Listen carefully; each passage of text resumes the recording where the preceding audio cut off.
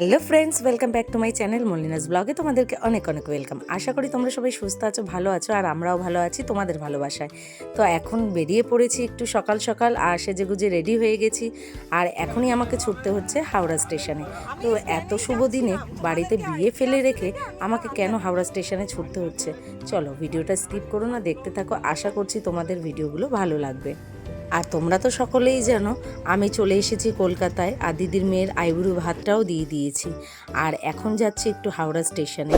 আর এদিকে অটোওয়ালার সাথে একটু কথা কাটাকাটি চলছিল, কারণ অটোর জন্য দাঁড়িয়েছিলাম অনেকক্ষণ থেকে। অটোটা সামনে এগিয়ে এসে তারপরে দাঁড়িয়েছে, তো অনেকটা দেরি হয়ে গেছে। কি আর করব, আর বিয়ের আর 2-3 দিন বাকি আছে, কি আর করা যাবে বলো। তার মধ্যেই আমাকে হাওড়া স্টেশনে ছুটতে হচ্ছে। আর এদিকে অটো স্ট্যান্ডে এসে একটু কথা কাটাকাটিও হয়ে গেল। তো এখন তো উঠে পড়েছি অটোতে, আর চলে এসেছি রুবি বাইপাসে। এখান থেকে বাস ধরবো, তারপর যাব হাওড়া স্টেশনে। আর রুবি বাইপাস থেকে হাওড়া যেতে প্রায় 45 থেকে 1 ঘন্টা টাইম লাগে, জানো তো। রাস্তায় বীভৎস জ্যাম। এখন দুপুরবেলা প্রায় 12টা বাজতে যায়, কি আর করা যাবে। চলো টুকটুক করে তো বেরিয়ে পড়েছি, আর বাসেও উঠে পড়েছি, আর যাচ্ছি হাওড়া স্টেশনে। আর হাওড়া স্টেশনে কি করতে যাচ্ছি অবশ্যই তোমাদেরকে দেখাবো। তো বাসে অনেকক্ষণ ধরে দাঁড়িয়েছিলাম, বাসে বসার সিটও পাইনি। আর বড়বাজারের মুখটাতে এসে না বসার সিট পেলাম, তো এতটুকু বসে আর কি করব, তাই না বলো। তো চলো, চলে তো এসেছি প্রায়। আর আজকে কেন জানো এত তাড়াহুড়া করে হাওড়া স্টেশনে আসতে হলো? আজকে আমার শাশুড়ি মা কাটোয়া থেকে হাওড়া এসেছে। তো আমাদের বাড়ি তো বিয়ে, তো বিয়ে উপলক্ষে সে এসেছে। আর আমি তো আগেই এসেছি, তোমরা ব্লগে দেখে নিয়েছো, তখন মাকে আমি আনতে পারিনি।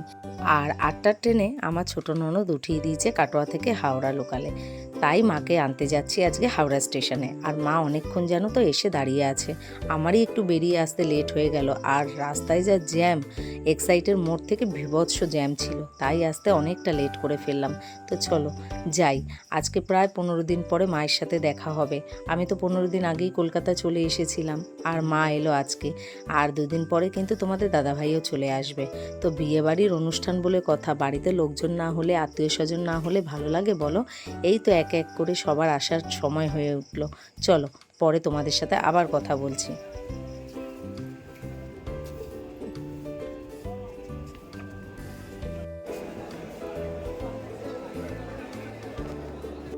আর এই যে আমি তো চলে এসেছি, আর গেটের বাইরে দাঁড়িয়ে আছি। আর মা 4 নম্বর প্ল্যাটফর্মে নেমেছে। তো মাকে ফোন করে বলে দিলাম মা একটু এগিয়ে আসছে, তাই আমি আর স্টেশনের ভেতরে ঢুকলাম না। আর ওই দেখো মা আসছে।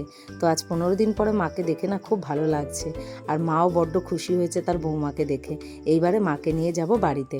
তো মায়ের হাতে অনেক ব্যাগ ছিল, আর ব্যাগগুলো না ভীষণ ভারী ছিল। মা কী করে এতটা নিয়ে এলো সেটাই ভাবছি। সঙ্গে সঙ্গে মায়ের হাত থেকে ব্যাগগুলো নিয়ে এবার সাবওয়ের নিচ থেকে আমরা যাচ্ছি বাস স্ট্যান্ডে। চলো বাসে উঠে আবার তোমাদের সাথে কথা হচ্ছে। খুব কষ্ট হয়ে গেছে, আর ব্যাগগুলো খুবই ভারী। আর তোমাদের সাথে কথা বলতে বলতে উঠে পড়েছি বাসে মাকে নিয়ে। তো এসি বাসেই উঠেছি, বীভৎস বাইরে গরম, আর খুবই কষ্ট হয়েছে। আর বাসে এখনো পর্যন্ত লোকজন ওঠেনি, জানো তো, অল্প কিছু লোক আছে বাসে। এবার লোক উঠলে তবেই বাসটা ছাড়বে। আর মায়ের সাথে না অনেক দিনের গল্প জমে আছে, তো সেই গল্পগুলোই করছিলাম। বাড়িতে কী কী হয়েছে, কে কে আসবে, কী কী বলেছে সেই সব। আর তোমাদের দাদাভাইও আজকে বিকেলে চলে আসবে। তো দেখো বলতে বলতে তোমাদের দাদাভাইও আজকে বিকেলে চলে এসেছে। আর তোমাদের দাদাভাইকে নিয়ে চলে এসেছে একটু গড়িয়াহাটে কেনাকাটা করতে। তো আজকের মতো এখানেই ব্লগটা শেষ করছি। কেমন লাগলো অবশ্যই কমেন্ট করে জানিও। চ্যানেলটি লাইক, শেয়ার, সাবস্ক্রাইব করে দিও। ভালো লাগলে পাশে থাকা বেল আইকনটি অবশ্যই প্রেস করো। আমার ভিডিওর নোটিফিকেশান সবার আগে তোমাদের কাছে পৌঁছে যাবে। তো আলাদা করে আর কিছু দেখালাম না, এখানেই ভিডিওটা শেষ করছি। আবার দেখা হচ্ছে নতুন বিয়ের ব্লগ নিয়ে। সবাই ভালো থেকো, সুস্থ থেকো, সাবধানে থেকো। দেখা হচ্ছে নতুন ভিডিওর সাথে।